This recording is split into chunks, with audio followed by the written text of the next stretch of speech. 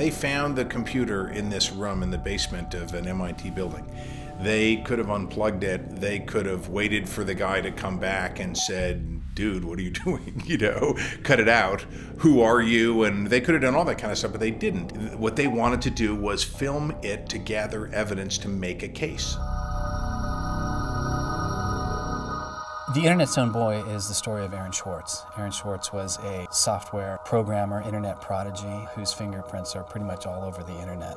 Aaron was initially arrested for downloading academic journal articles from the online service JSTOR. He never did anything with them, but that began a 2-year nightmare for him that really kind of kept ratcheting up in intensity that ended with his own suicide about a year ago.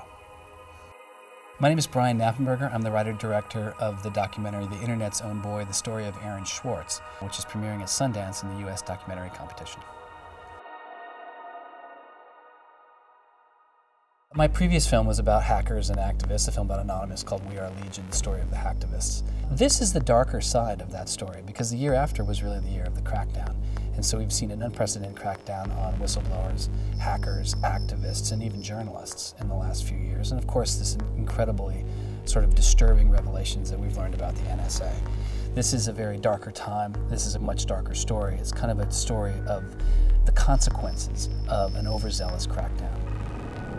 Boston has its own computer crimes division with lots of lawyers, probably more lawyers than they need. So, you know, you can imagine all sorts of cases where it would be really hard to prosecute because you've got some criminals in Russia, or you've got some people inside of a corporation that are going to have $500 lawyers or $700 an hour lawyers sitting down against you. And then you've got this case with this kid.